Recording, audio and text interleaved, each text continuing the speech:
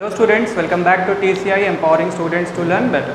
तो आज इस वीडियो में हम देखने जा रहे हैं types of matrices. Last video में हमने क्या डिस्कस करा था, बेसिक्स ऑफ मैट्रिसेस प्लस एक दो टाइप के शायद हमने मैट्रिसेस भी डिस्कस कर लिए थे।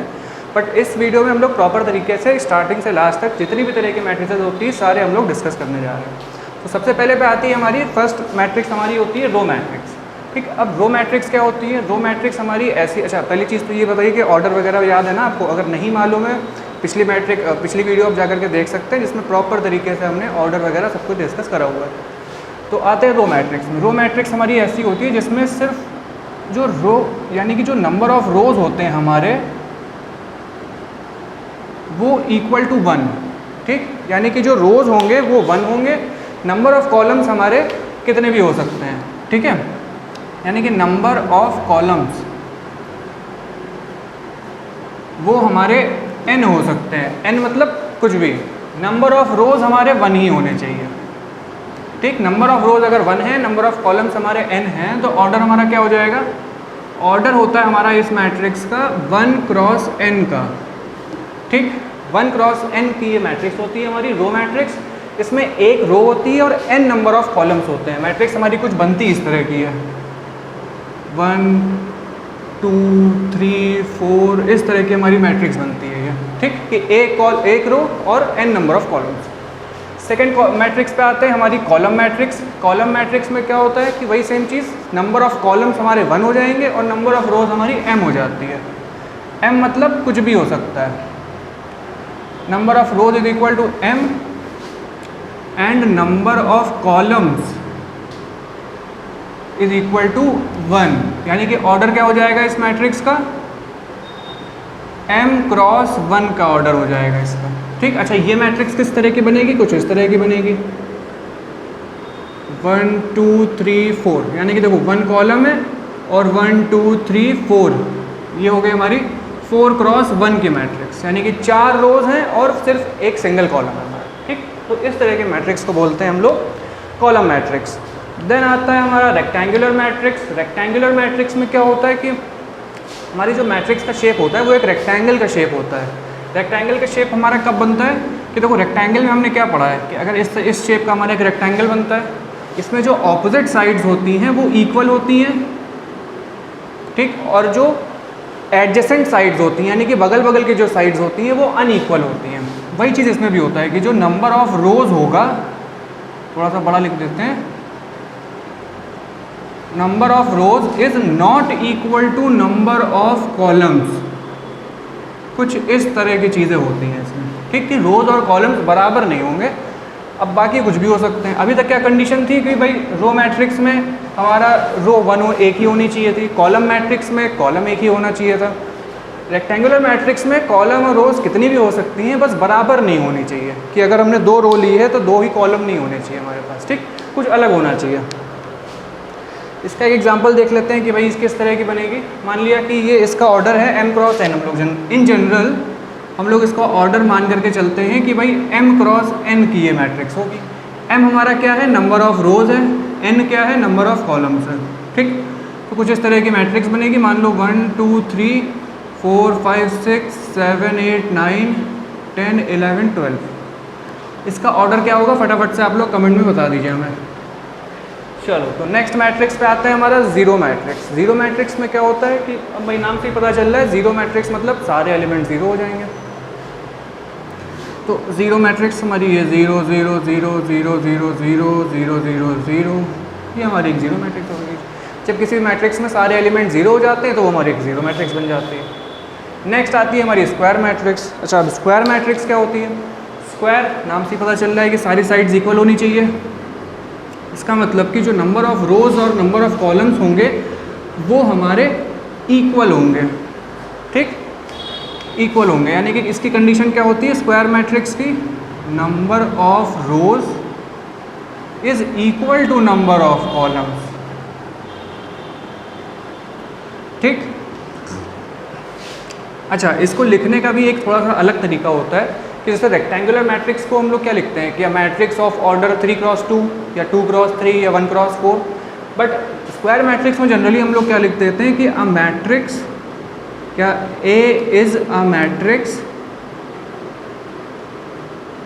ऑफ ऑर्डर 3, हमने लिख दिया A is a matrix of order 3। तो अब 3 का मतलब यहाँ पे हमें अंडरस्टूड होगा कि भाई नंबर ऑफ रोज और नंबर ऑफ कॉलम इसमें इक्वल होते हैं। एक चीज़ और, स्क्वायर मैट्रिक्स यहाँ पे लिखा जाएगा, ठीक, कि स्क्वायर मैट्रिक्स में नंबर ऑफ रोज और नंबर ऑफ कॉलम्स बराबर होते हैं। तो अगर ऑर्डर 3 की स्क्वायर मैट्रिक्स है, इसका मतलब कि नंबर ऑफ रोज भी 3 होंगे, नंबर ऑफ कॉलम्स भी 3 होंगे, ठीक। तो ये होता है हमारा कुछ स्क्वायर मैट्रिक्स का।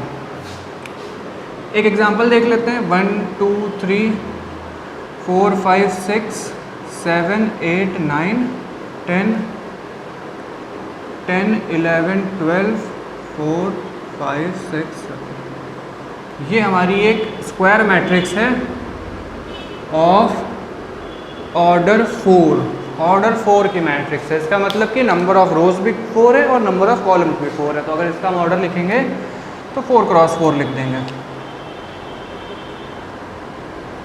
ठीक। इस तरह से बनती है हमारी कुछ स्क्वायर मैट्रिक्स। आगे बढ़ते हैं, आते हैं डायगोनल मैट्रिक्स पे, ठीक। अब देखो, अब एक तरह से हम कह सकते हैं कि अब आगे जो ये मैट्रिक्स है हमारी आइडेंटिटी तक, ये है हमारी जो मैट्रिक्स हैं ये तीनों, इनको हम कह सकते हैं कि ये स्क्वायर मैट्रिक्स की फैमिली में ही आती हैं। फैमिली का मतलब कि भाई ये सब एक तरह की स्क्वायर मैट्रिक्स ही हैं, उनका एक पर्टिकुलर केस हमने अलग अलग बना लिया, ठीक। कि स्क्वायर मैट्रिक्स में क्या होता है, number of rows is equal to number of columns.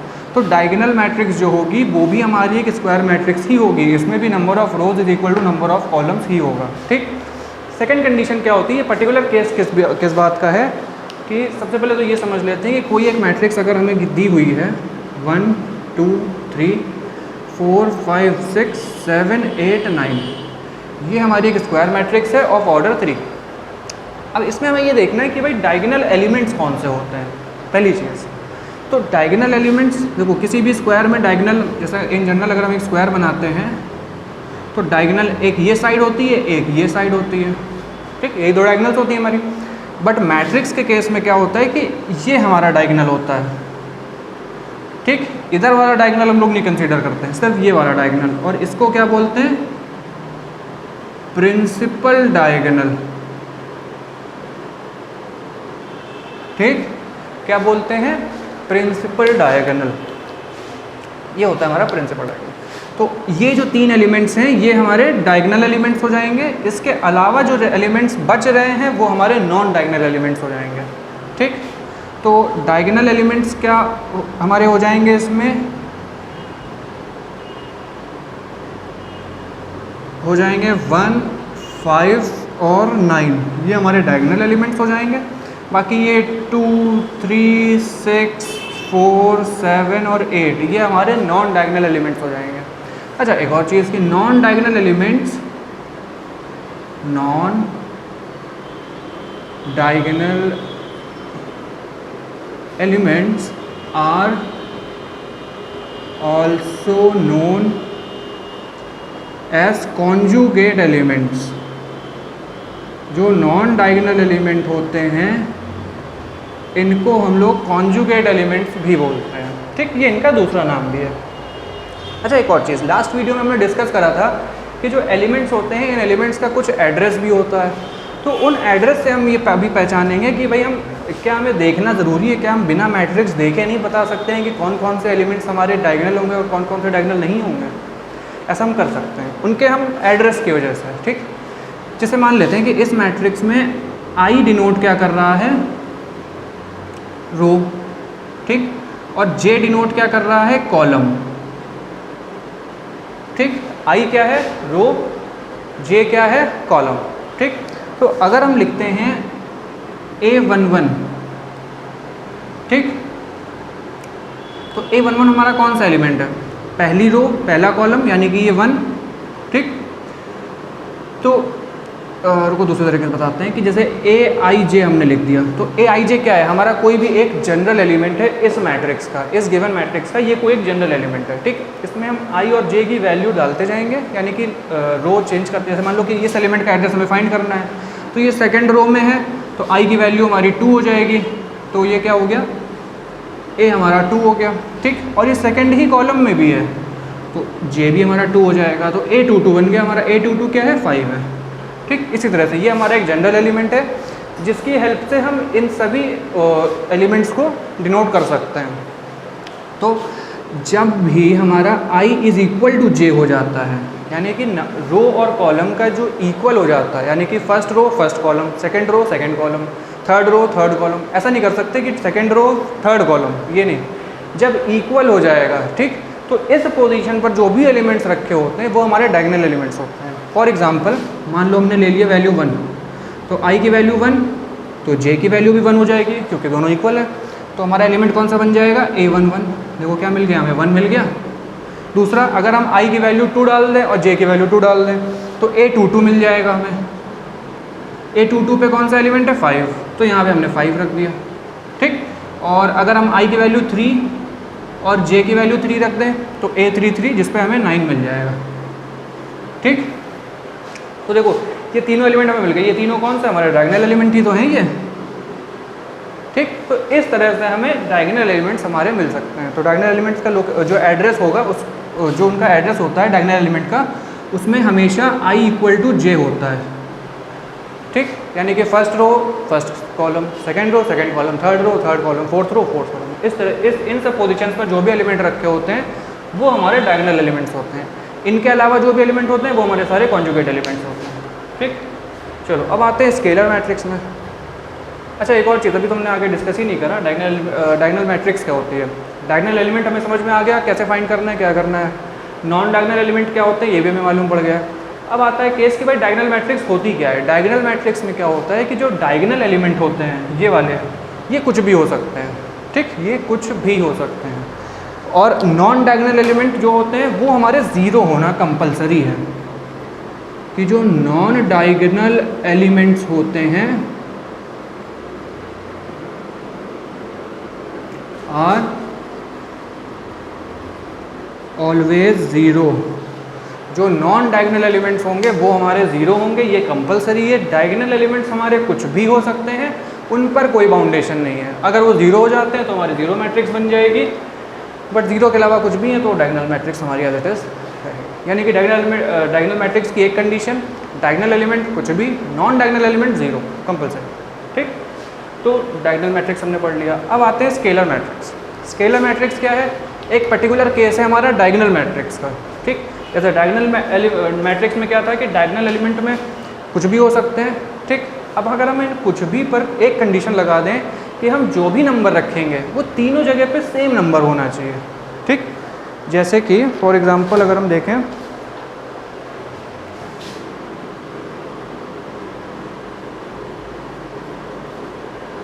कोई एक अगर हम डायगोनल मैट्रिक्स बनाते हैं तो डायगोनल मैट्रिक्स बनाते हैं, मान लो हमने एक डायगोनल मैट्रिक्स बनाई 1 2 3 4 5 6 7 8 9, ठीक।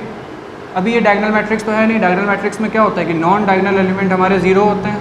अभी तो ये एक स्क्वायर मैट्रिक्स थी, हमने इसको ज़ीरो कर दिया, इसको ज़ीरो कर दिया, इसको भी ज़ीरो और ये सब ज़ीरो कर दिया। अब ये हमारी एक डायगोनल मैट्रिक्स बन गई, ठीक। तो सबसे पहले हमने बनाई एक स्क्वायर मैट्रिक्स। स्क्वायर मैट्रिक्स का एक पर्टिकुलर केस कि अगर नॉन डायगोनल एलिमेंट किसी भी स्क्वायर मैट्रिक्स में अगर ज़ीरो हो जाते हैं तो वो हमारी एक डायगोनल मैट्रिक्स बन जाती है, ठीक। अब डायगोनल मैट्रिक्स का एक पर्टिकुलर केस क्या है कि अगर हम तीनों जगह पे सेम नंबर रख देते हैं, अगर वो नंबर कुछ भी हो सकता है, ठीक, नंबर कुछ भी हो सकता है, बट जो भी नंबर रखेंगे वो तीनों जगह पे हम सेम नंबर रखेंगे, यानी कि सारे डायगोनल एलिमेंट्स हमारे सेम होने चाहिए। अगर ऐसा केस होता है जैसे कि हम तीनों जगह पे अगर हम 5 रख देते हैं, मान लो यहाँ पे हमने 5 रख दिया, यहाँ पे 5 रख दिया, तो अब ये हमारी एक स्केलर मैट्रिक्स बन गई, ठीक। क्या डिफरेंस आया, डायगोनल मैट्रिक्स में कुछ भी रख सकते थे, स्केलर मैट्रिक्स में तीनों जगह पे सेम एलिमेंट हमने रख दिए, तो ये हमारी एक स्केलर मैट्रिक्स बन गई। अब जो आइडेंटिटी मैट्रिक्स है वो इसका भी एक पर्टिकुलर केस है कि भाई स्केलर मैट्रिक्स में क्या है कि हम तीनों जगह पे सेम एलिमेंट होना चाहिए, ये कंडीशन है। एलिमेंट कुछ भी हो सकता है, यानी कि वो नंबर कुछ भी हो सकता है। अब अगर हम एक और कंडीशन लगा दें कि नंबर कुछ भी नहीं हो सकता है, सिर्फ 1 होना चाहिए, 1 के अलावा कुछ और नहीं रख सकते हैं, अगर ये कंडीशन हमने लगा दी मान लो, तो 5 की जगह पे 1 हो जाएगा, यहाँ पे भी 1 हो जाएगा, यहाँ पे भी 1 हो जाएगा। अब ये हमारी बन गई कौन सी मैट्रिक्स, आइडेंटिटी मैट्रिक्स, ठीक। आइडेंटिटी मैट्रिक्स क्या होती है, वो भी एक स्क्वायर मैट्रिक्स है, वो भी एक डायगोनल मैट्रिक्स है, वो भी एक स्केलर मैट्रिक्स है। और आइडेंटिटी का अपनी एक कंडीशन क्या है कि भाई तीनों जगह पे 1 होना चाहिए। स्केलर में क्या था कि कोई भी एलिमेंट हो सकता है, बस सेम होना चाहिए। डायगोनल में क्या था कि सेम होना भी ज़रूरी नहीं है, कुछ भी हो सकता है। स्क्वायर में क्या था कि ये जीरो होना भी ज़रूरी नहीं है, कुछ भी कहीं भी रख दो, बस खाली नंबर ऑफ रो और नंबर ऑफ कॉलम बराबर होना चाहिए। ठीक, तो आई होप समझ में आ गया होगा आपको आइडेंटिटी मैट्रिक्स तक। अब आते हैं लास्ट अपना ट्राइंगुलर मैट्रिक्स। ठीक, तो ये प्रिंसिपल डायगोनल तो आपको समझ में आ गया है क्या होता है। ठीक, अगर ये आपको समझ में आ गया है तो इसमें कोई दिक्कत नहीं होगी। ट्राइंगुलर मैट्रिक्स में क्या होता है कि जो देखो, पहली चीज़ तो ट्राइंगुलर मैट्रिक्स हमारी दो पार्ट्स में डिवाइडेड होती है, यानी कि दो उसके सब डिविजन्स होते हैं, एक अपर ट्राइंगुलर, एक लोअर ट्राइंगुलर। अपर ट्राइंगुलर में क्या होता है, अच्छा एक और चीज़, ये हमारा प्रिंसिपल डायगोनल है, ये वाला जो पार्ट होगा हमारा इसको बोलते हैं अपर ट्राइंगुलर। ठीक, और ये वाला जो पार्ट होता है ये होता है हमारा लोअर ट्राइंगुलर। ठीक, तो जो अपर ट्राइंगुलर मैट्रिक्स होती है इसमें लोअर ट्राइंगुलर में हमेशा ज़ीरो ही रहेंगे सारे।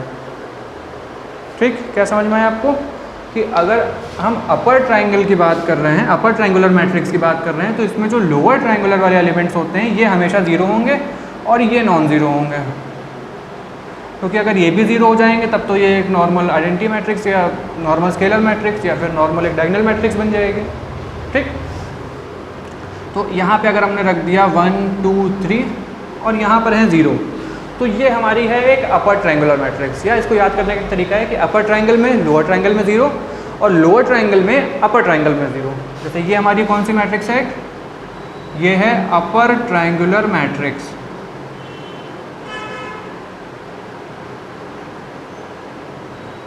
ठीक, अच्छा एक लोअर ट्रायंगुलर का भी एग्जांपल देख लेते हैं कि हमने बना दिया 1 2 3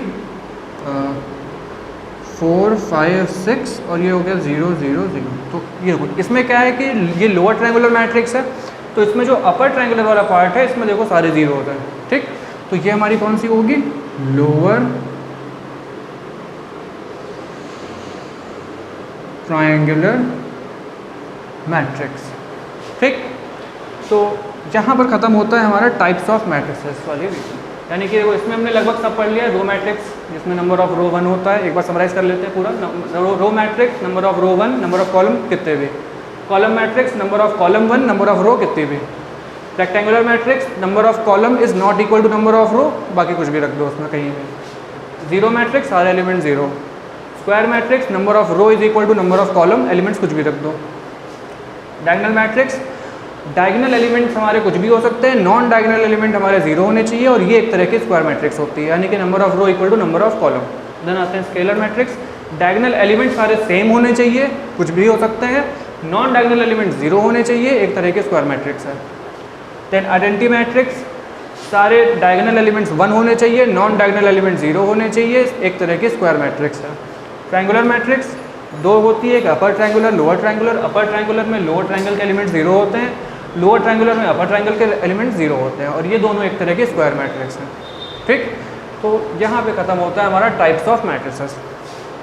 नेक्स्ट वीडियो में हम लोग क्या करेंगे, नेक्स्ट वीडियो में हम लोग एल्जेब्रा ऑन मैट्रिसेस, यानी कि जो हम लोग मैथमेटिकल ऑपरेशंस जो हम लोग लगाते हैं वो हम लोग उसमें लगाएंगे। ठीक, तो तब तक के लिए टाटा बाय बाय। आप लोग वीडियो को एक बार देखो, कायदे से जो नहीं समझ में आता है कमेंट करो, सब चीज़ करो, लाइक वगैरह भी कर देना अगर मन करे तो, बाकी कोई दिक्कत नहीं है। चलो बाय।